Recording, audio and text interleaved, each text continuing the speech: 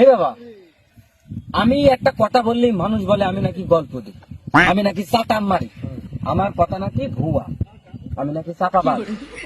বাকি এইসব কথা আমি মানুষের আর বলতে চাই না, আমার লজ্জা হই একটা গল্প না। এইটা আমাদের 350 বিঘে সম্পত্তির মালিক আমার শুধু চাঁদে চাঁদে চাঁদে পৃথিবীর বুকে আমাদের জমি, পৃথিবীর বুকে বাবা আমাদের জমি, কিন্তু চাঁদে আমার 350 বিঘে জমি। 350 ওখানে চাষবাস চলছে আমাদের।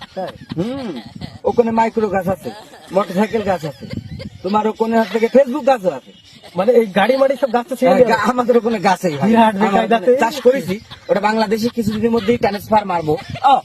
মানুষ এই কথা শুনেই বলবে আমি গল্প দিচ্ছি বাবা, এইসব গল্প না, দুনিয়া কোন পৃথিবী বা মানুষ বললি মানুষ বিশ্বাসই করতে চায় না, মনে করে আমি চাপা দিই।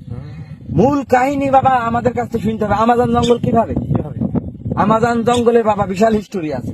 এই কথা বললি মানুষ মনে করবে যে আমি গল্প দিচ্ছি বাবা, কেউ বিশ্বাস করবে না, আমি গল্প দিইনি বাবা। না তুমি বলো, আমি বিশ্বাস করবো না। একদিনে বাবা আমি যাচ্ছি ইয়েতে বাণিজ্যে, আমি তো নাবিক, এই জাহাজ আমার যাতে যাতে আমি ওই আমাজন, তখন তো আমাজন ছিল না, ওইটা একটা এক টুকরো দ্বীপ, দ্বীপপুঞ্জ, ওই আমাজনের কোলে বাবা আমার জাহাজ আমি নোঙর করে নামলাম।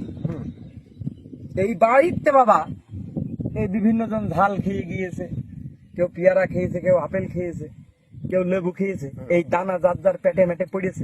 ওখানে আমরা মল ত্যাগ করেছি, করার পরেই বাবা ওই পায়খানা থেকে এই গাছ, এই এত বড় এই আমাজন বাবা আমাদের গু থেকে